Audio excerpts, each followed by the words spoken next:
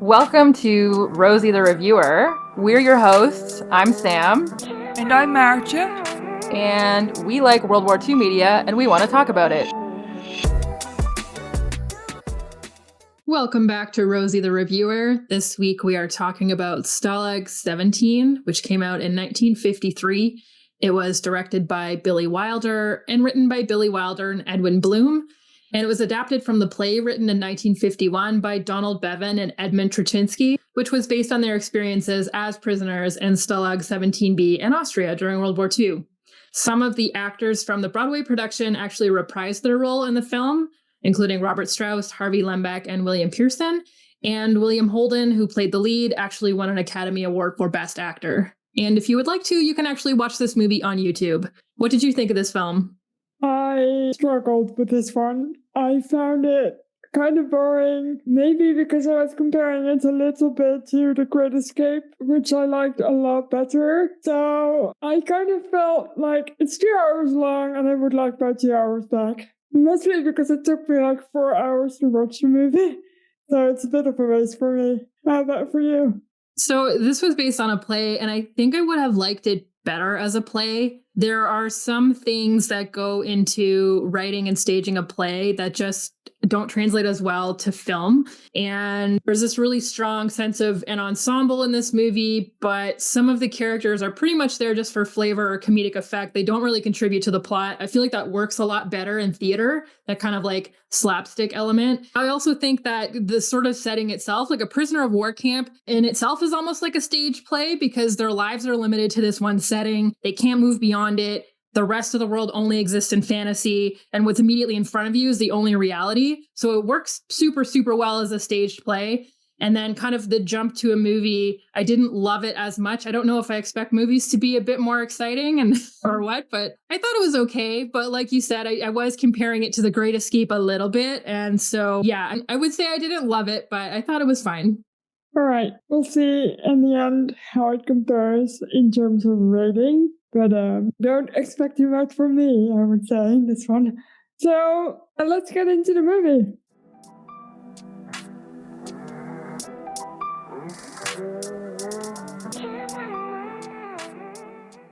We open on a lively rendition of When Johnny Comes Marching Home.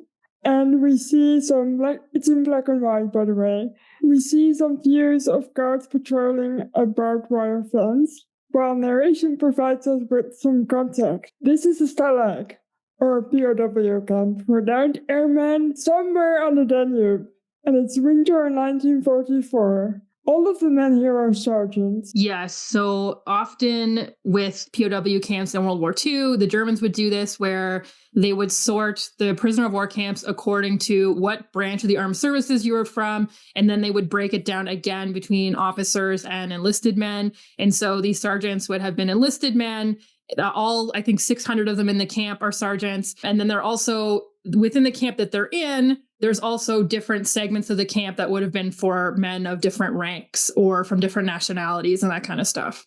Yeah, I do have to say that I thought the narration as the movie started made me kind of hopeful because I thought it was kind of a fun narration. I don't know what made it fun, but it sounded, I don't know, kind of chipper and funny. And the character narrating was telling us like how there were 600 enlisted men in this POW camp and how that becomes kind of a ruckus. So I was like, oh, I guess we're going to see some fun stuff. And there's some fun stuff in there, but I don't know. Maybe it just wasn't the day for me today.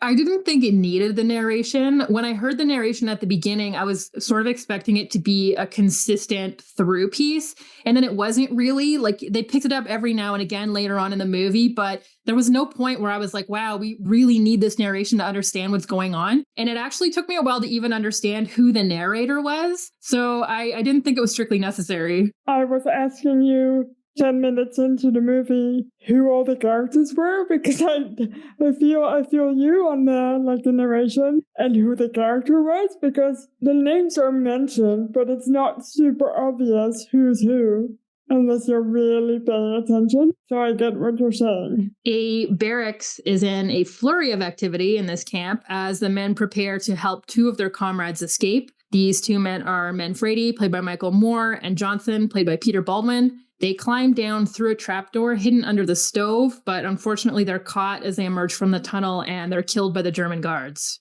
They're also within the POW camp. They are making a bet on how long, if at all, these two escapees are gonna make it out of the forest. And it's, I don't know, it's pretty rough, to just bet on someone's life like that.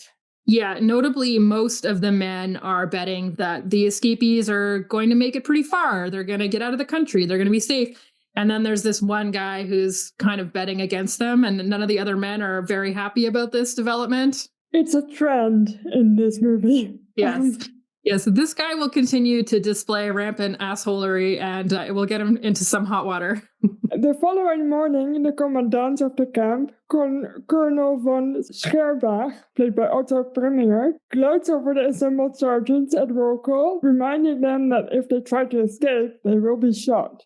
The men are convinced that there is an informant amongst them who passed information about escape to the Germans. And what's kind of brutal about this scene is that as they're on roll call, in front of them are the bodies of their two escaped friends, there to remind them that they await the same fate if they try. So I don't know, it's pretty brutal. Yeah, we start to get a bit more understanding of who the other characters are too in this scene. Like a character that will be introduced a bit better in the next scene is this character called Hoffy Hoffman, and he's kind of the head of the men in the barracks, and he's the one going over to the commandant and saying, look, these guys should be buried. It's not right that you're leaving them out here. So, and then we also see this other character named Animal that we'll introduce in a second, and he manages to throw something and it splashes water all over the commandant. So we get a sense for what he's like. So we are starting to learn a bit more about this ensemble cast of characters too. I did see a similarity between this and The Great Escape again, where the prisoners are kind of like assholes to the guards. They are, and yet there's this strange, almost camaraderie sometimes. Like they do give their guards a lot of shit, and the guards give them a lot of shit, but there's some degree of friendliness in it, almost. It's very strange. Yeah, what I did like as well was that the guards keep telling them, do you want me to be like in the SS's bad graces? Do you want me to be arrested or taken away? Because then it'll get worse for you. I liked that detail of it, where they're trying to say, you think I'm bad, but if I get in trouble, you'll be in even more trouble. Yeah, and we did talk about this in the Great Escape episode as well, where the Luftwaffe would run the camps that were for downed airmen, and they ran the camps a certain way. If the SS had run the camps, things would have looked a little different. And so, so you get the sense of this almost like a headmaster and a bunch of unruly schoolboys more than anything. Yes. We are introduced to the main group of prisoners. So we have Harry Shapiro, played by Harvey Lembeck, and his best buddy, Stanislas Animal Kuzawa, played by Robert Strauss. These are two of the actors who made the transition from the Broadway play to the movie. And these two are constantly engaging in shenanigans. They're always up to no good in the background and getting themselves into hot water. We're also introduced to Hoffy Hoffman, played by Richard Erdman, and that's the head prisoner in their little cabin. They also have an elected security chief named Frank Price, played by Peter Graves. And this would be the guy who makes sure that information is not getting out to the guards about possible escapes or any contraband they might have, or essentially making sure that everything stays under wraps. There's a character called Duke Musgrove, played by Neville Brand, and he's especially loud and brash about there being a potential collaborator in their midst. And we also have J.J. Sefton, played by William Holden. He's kind of our main character. He's already unpopular with his peers because he barters with the guards. He sets up rackets to make money off the other men, like these little sort of like gambling endeavors and that kind of stuff. It ends up earning him perks and goodies that they don't have, so they already don't like him very much. He was the one who bet against the two men escaping in the first scene. And he's, of course, the natural choice for a possible snitch. And his stooge, Clarence Cookie Cook, played by Jill Stratton, is actually the movie's narrator. So, yes, we finally do find out who the narrator is. He does introduce himself immediately, but then we don't get his introduction very well in the actual movie, so it's quite confusing for a bit. There is a camp across the way for Russian women, and the men entertain themselves by watching them line up for the showers, trying to get a peek. Animal and Harry even black their way into the side of the camp very briefly. Once, while the barracks are deserted and the men distracted, we see the German guard responsible for this group, Sergeant Schultz, played by Sid Ruman, take a hidden message from a chess piece and adjust the cord of the light bulb in a way that kind of signals to whoever the informant is that the chess piece is now empty and whatever is in there has been taken. Yeah, so there are no female characters in this movie. The only women that we see are these Russian women, because there's supposedly a Russian camp next to the POW camp, which seems unlikely. But so we only see these women from far away. They don't have names. They don't have dialogue. And they're very idealized by the men. They're set pieces, basically. It's almost like this sphere is so insular and male that women are notable by their absence. And so, we get this idealized vision of these women, but only from far away. Animal's character has a huge thing for Betty Grable. Later on in the movie, he's so upset when he finds out that she's married to someone else that he's dancing with his friend and fantasizing that his friend is Betty Grable. And they have a Christmas dance where all the men are dancing with each other and sort of, pretending like they're dancing with female dates. So women aren't people in this small, very insulated male sphere. They're just distant fantasies. Yeah, I feel like they might have had a choice to bring at least one female character into this when later on we get I don't know if it's a Red Cross employee or something that comes to check the camp. They could have easily brought in a nurse or something, but there's just nothing in here for any women to do. So, yeah, it's a bit sad and a bit one-sided. I guess it is a prisoner camp, so there wouldn't be many, but they could have made an effort. It comes back to this whole thing about this originally having been a stage play and this world being very small, and the rest of the world outside of it doesn't really exist. And so even though these men do have relationships probably with women, it's just not really a factor of life here. But at the same time, there's obviously these women are very, very, very notable by the fact that they're not here. This is a huge thing for these men that there are no women here. 2 new prisoners join the cabin, Sergeant Bagradian, played by Jay Lawrence, and Lieutenant Dunbar, played by Don Taylor. As we discussed up top, officers are not normally bunked in with enlisted men, so he's a special case. They don't have room for him at the officers' camp right now, so he's just kind of temporarily in with the sergeants. He reveals that he blew up a train outside of Frankfurt with a delayed bomb. Sefton is unimpressed. He makes a few snide remarks about Dunbar's wealth, and this ultimately just results in Sefton being further alienated from his peers because they all kind of like Dunbar. They think he's a cool guy because he did this attack on the train. Yeah, I thought Dunbar came in kind of late in this movie. I felt like we had a good chunk of movie already under our belt, and then there's this new character, for me at least. It felt like I had already seen almost half of it or something at this point. I'm not sure if that's true or if that's just my warped sense of time today, but I don't know. He's like a fleshy-looking lieutenant, this guy. He is, yeah. I think maybe this movie just felt long for you. Yeah. It's only 2 hours, it's my fault. And I even watched it at 1.5 times the speed and then 2 times the speed when I got really bored. There is a funny scene, and I did think this was funny, that doesn't really contribute to the plot, but it is worth mentioning because the men are given a copy of Mein Kampf as a Christmas gift from Hitler, quote unquote. And they all take the opportunity to put on some Hitler mustaches and pretend to be radicalized and pretending to be Hitler and speaking German. Yeah, it's pretty funny. Their prison guard, Gulls, he comes in and there's one guy ostensibly reading from Mein Kampf, but he's just saying nonsense German words. He's saying Gesundheit, kaputt, verboten, really basic words they've heard the guard say.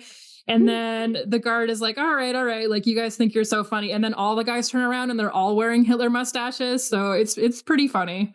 I think this was the only scene that made me laugh out loud, even though it's wildly inappropriate because they also do some sick howls. So it's a bit inappropriate, but it is really funny. And I guess it's allowed if it's satire, so. Yeah, so there are a few little scenes like that in the movie. There's another scene where Animal and Harry manage to sort of trick their way into the women's camp, and they really don't contribute anything to the plot, but they are funny. And those scenes also really, really scream out to me that this was a stage play first. It's like a little bit of George Laws in Band of Brothers, but George Loss is not useless, and these characters don't do anything, like you said, but they are really funny. Yeah, it's not, I don't think they're really meant to be realistic. Like they're kind of caricaturish. It's a bit slapstick. Yeah, especially Animal. Even if you look at this guy perform, it's very big and dramatic, and his facial expressions are super over the top. Like you said, he's from the stage play, and you can tell. But I do think it's a good addition because the plot isn't super exciting, so you do need a bit of comedy, I think. Skoltz finds a radio the men have hidden, and it's not hard for him to find. He comes in and finds it right away. So it's pretty clear that someone told him where it was. The men discover that Sefton has been allowed over to the women's side of the camp to just hang out for the day or whatever. And they obviously assume the worst. They think that he's giving information to the Germans in exchange for all these little perks. And when Sefton returns, they confront him, but he denies responsibility for the confiscated radio. This confused me for a while, but then I realized that, oh wait, of course, he's been like bartering with the guards, so of course he would be allowed special privileges that make him look very suspicious. But it's a funny character, and I read that William Holden had asked the director to make him less selfish and less mean, and the director was like, nope, you're staying the way you are. Yeah, sometimes it's interesting to have a protagonist who's kind of an asshole, you know? Yeah. Von Scherbach comes in with the information obviously obtained from the informant about Dunbar's involvement in the train explosion. So Dunbar gets taken away. Sefton takes the blame, and this time the men beats him up and steal his things. Yeah, for a little while there, he's almost like the big man on campus because he was running these little mouse races that the men would bet on, like it was a horse race. And he had his own little jury-rigged distillery. So the men would buy alcohol from him. Whenever they got the Red Cross packages, they'd be trading him for stuff. And so he'd become a little bit of a kingpin around the camp. And now that they're all convinced that he's a collaborator, all that kind of falls away. He doesn't have that power anymore. And they feel, entitled to just go and steal all his shit from him and beat him up and that kind of thing. He's got some fancy shit too. It's like cameras and all sorts of stuff in his trunk. Yeah. And my guy really does not help himself out. He's not really going out of his way to make it seem like he's not the collaborator. A Geneva Convention inspector from the Red Cross, Erwin Kulser, arrives at the camp and he finds it lacking. He's immediately able to tell that the Germans have just issued these guys with new blankets. He comes into their cabin. The guys in our cabin have had their stove taken away because, of course, their two buddies tried to escape from under the stove. So the Germans took their stove away and it's winter. And he notices that. And the men inform him about Dunbar, that Lieutenant Dunbar has been taken away for ostensibly having a role in this train bombing. And the inspector tells the Commandant von Scherbach that Dunbar can't be turned over to the SS without proof of wrongdoing because that would be a war crime. And we actually see von Scherbach pass a chess piece to Skulls. So we know that he's in on the informant game. This is not just Skulls and an informant. Like this goes all the way to the top of the camp. And for the first time as the audience, we know for sure that Sefton is not the informant because we see him try to bribe Skulls into admitting who the conspirator is, but Skulls refuses. Yeah, it did get kind of a little bit more exciting, I thought, the movie at this point, because you're like, who is this snitch? There's going to be a snitch somewhere. Like, who of these crazy people is it? So I did quite enjoy that, just intensity of it. I was kind of hoping that Sefton would end up having a really interesting, cool plan for outing the real collaborator. And I was also hoping that the movie might have dropped some interesting hints that once you found out who the collaborator was, you'd be like, oh my God, yeah, like he did this and this. But I didn't super get that. No. And in the play, apparently, Sefton finds out who it is through overhearing a conversation. But in the movie, obviously, you can't really... That would have been kind of boring. So they invented the little light bulb nod to make it more visual. So I did think that was kind of clever. But like you said, there isn't any clever gotcha moment in this film at all. So you mentioned earlier that the men have a little dancing and singing in this movie, as do they in the next scene. They are dancing and singing a Rosie rendition of When Johnny Comes Marching Home, when Price sneakily snitches out a chess piece and resets the signal. So we know it's Price. Sefton nearly also finds out, but he's lying in bed after he's been attacked. And he begins to try to figure out for himself who the collaborator is. So we as the audience know, but Sefton does not yet. Yeah. And if you'll recall, Price is the security officer. So that's a pretty slick deal for him because he's the guy who's making sure that no information is getting to the Germans, but he's also the guy passing all the information on to the Germans. And he will know every single piece of information in that role. So it's pretty clever. Yeah. Price, under the guise of trying to figure out how to sneak items past the guards, manages to get Bagradian to explain how the train bomb worked. And Sefton later witnesses Price explaining the process to Skulls, how they set the time delay fuse and that kind of thing, in order to provide evidence against Dunbar that can be used to prove that he committed the train attack, so that it will be acceptable to hand him over to the SS. The men have a raucous Christmas party, but Sefton is in no mood to celebrate. He's trying to figure out how he can out Price as the spy. Yeah, this is a Christmas movie, y'all. Literally, when the Christmas scene came up, I was like, did you choose this movie because it was a Christmas movie? But no, it's just a coincidence. The men plot how to prevent Dunbar from being taken by the SS. Price offers to go and distract Schultz while the rescue takes place, but Sefton, knowing his game, but unable to prove it yet, wrangles the situation so that the others assign Price to guard him while they carry out their plan, thereby preventing Price from warning the Germans. He doesn't admit that he knows that Price is the guy, but when him and Price are alone, he starts kind of interrogating him a little bit, like, oh, where are you from? Oh, you're from Cleveland? Like, blah, blah, blah, trying to get more information from him. I feel like he's trying to suss out that he's not really an American, like as if he's trying to see if he doesn't know any of the information that he's asking. So, yeah. Also in this scene, I think the only other man witnessing all this is Joey, who is a character that, I don't know, there's something is wrong with Joey, and he plays an ocarina, and they've just given him a new one as a Christmas present, which I thought was quite sweet. Yeah, literally this man has no dialogue. All he does is he's periodically there in the background playing his little ocarina. I thought he was going to be a plot point for the reveal at first, because he's always there. Like, I thought he was going to suddenly say something to someone, but no.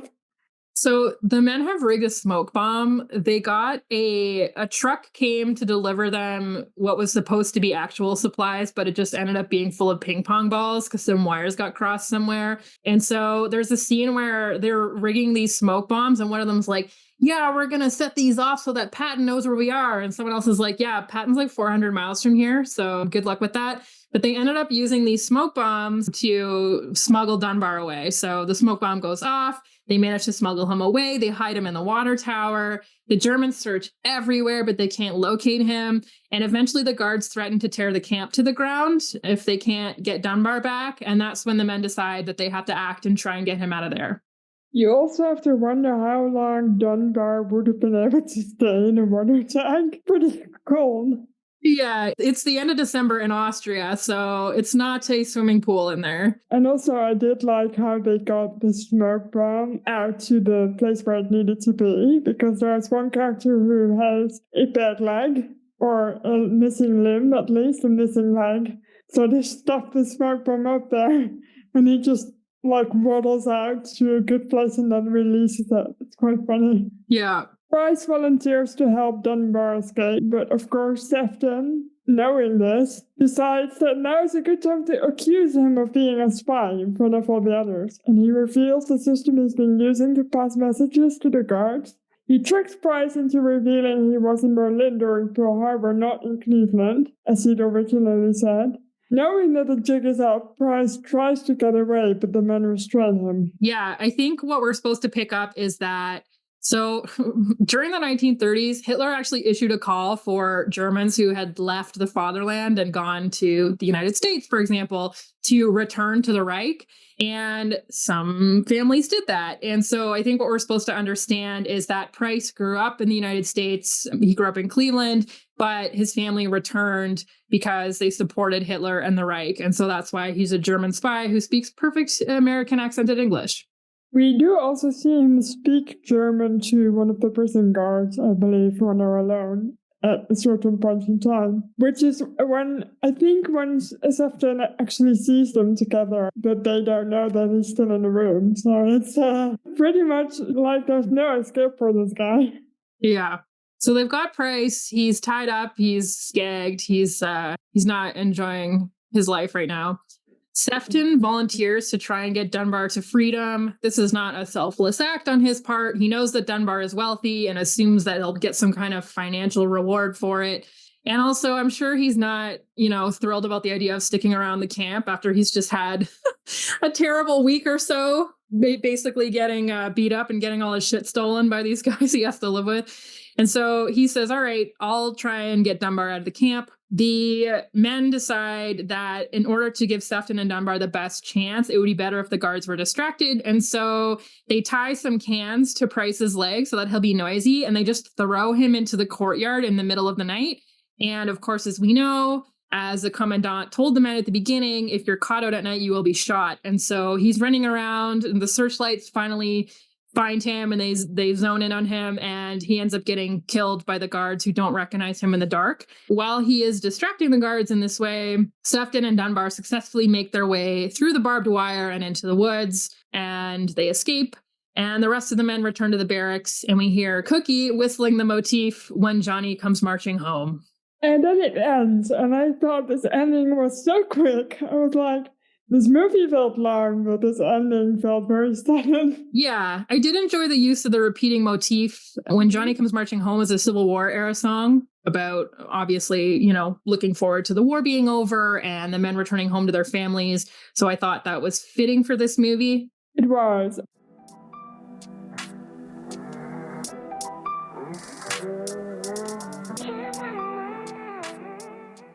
You have some notes about Stalag. We do. What I thought was fun was, we've seen a couple of other movies now that are based on the memoirs of real men or the stories of real men and that kind of stuff. But usually what happens, like in 12 O'Clock High, for example, they sort of fictionalize it. In this case, there really was a Stalag 17B. And apparently it really fucking sucked. And I think that's part of why the men who were there and came home and ended up writing the script for the stage play were like, you know what? We are going to put the real name of this place on our play because everyone needs to know how trash it was. And so as many as 66,000 prisoners passed through the real Stalag 17B. And at any given time, there would have been up to 40,000 of them and a camp about a square mile in size. So that's not a whole lot of room. Roll call was performed 3 or 4 times a day and could take hours, even inclement weather. According to the Geneva Convention, these guys couldn't be forced to work. And so the guards would just do shit like this to make their lives miserable. And in between, it was, a real psychological issue to have nothing to do and have no sense of purpose in your life. Some men lost half their body weight due to lack of food. The conditions were crowded and filthy. A lot of men got sick. But the Americans were treated much better than the Russians because the Russians had not signed the Geneva Convention, and because of that, they were treated deplorably. So the American airmen could actually see the Russian part of the camp, and they said it was absolutely unbelievable how poorly they were treated. The Americans would literally try to throw food to the Russians over the fence, and these were not, like, the Americans, they didn't have a ton of additional food, but what they could see over there, they couldn't watch it without trying to intervene. And at Stalag 17B, the Russians only made up 22% of the prisoner population,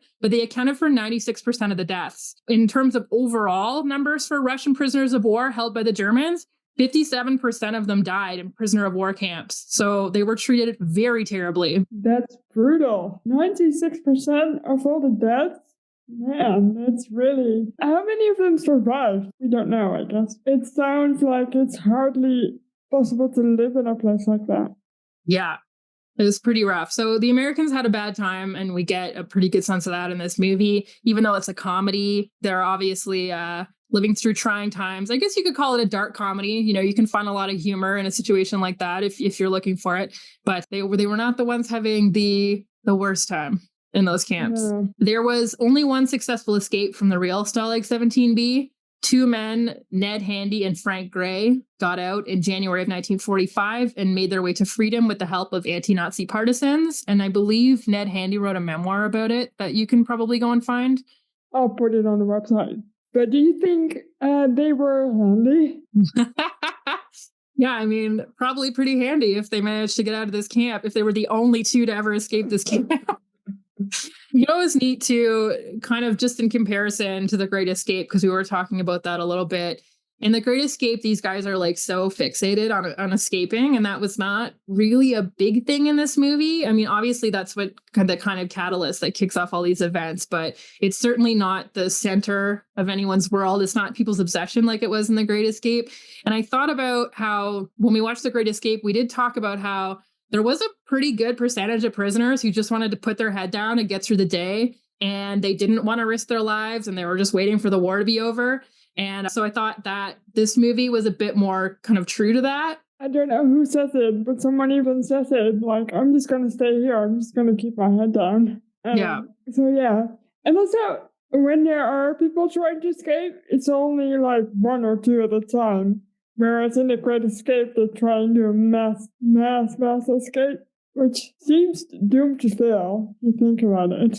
Yeah, realistically, you know, they're thinking of it as we're going to really poke the Germans in the eye with this. But it's like, well, your odds are actually a lot better if you're only one or two dudes, because then they're not going to pull out all the stops to catch you. The camp was liberated on May 9th, 1945 by the Russians. But by then, the American airmen who were able had already been dragged on a march west by the camp guards. And this happened in a lot of POW camps because the Germans who were responsible for the camps thought that they would probably get better treatment from the Americans than they would get from the Russians. And after the way they treated the prisoners, that's probably fair. So the men who were in Stalag 17B at the time endured a terrible 3-week march. They slept outside, they had barely any food, and then they ultimately encountered the advancing American army and were liberated themselves.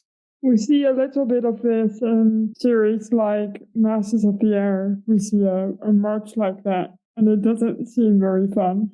No. And it's also the dead of winter, so it's not good. Yeah, absolutely. Oh, no, it's not actually, because it's May 9th. Well, it's spring, but it would still be cold. Yeah, it would certainly not be pleasant at night. It's probably rainy, you know. I mean, yeah, Europe, always raining. Yeah, and if you wanted to stop and take a rest, chances were you would probably get a good whack from somebody's rifle butt. You know, it wasn't like they were having a pleasant walk in the park. Like this was a march. And they were already like malnourished and weak. And I think people forget that they just didn't get any food. They were supposed to be getting a Red Cross package every week, but obviously these packages had to come through the camp command. And so a lot of them would go missing. I was reading online, there was one guy who was saying that he was in one of these camps for 8 months. And in all that time, he got one Red Cross package. So they really were not, they were mostly eating what little food they could get from the Germans. And as you can imagine, that was not a lot and it was not good quality. Right.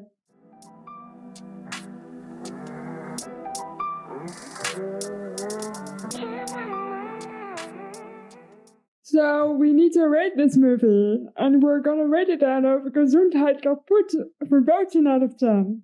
You can go first. I will give this movie maybe a 6.5 Gesundheit kaputt verboten out of 10. There were some parts that I thought were really funny. And if you go into it expecting those kind of stage play vibes, I think you'll enjoy it a lot more. And if you like prisoner of war camp dark comedies, then this is probably the movie for you. I didn't hate my watching experience. I don't think I would watch it again. Sort of a middle of the road one for me. I definitely liked The Great Escape better. Yeah, I'm sorry. I'm going to give it a 5 Gesundheit kaputt verboten out of 10. I just did not enjoy myself. I cannot say it's a bad movie. It's not necessarily, I think, the movie's fault. I just feel sometimes with these old movies that I need to be in a certain mood to watch them and to enjoy them specifically, and I did not. So it's a 5 for no particular reason other than I was a bit bored. Well, are you reading anything?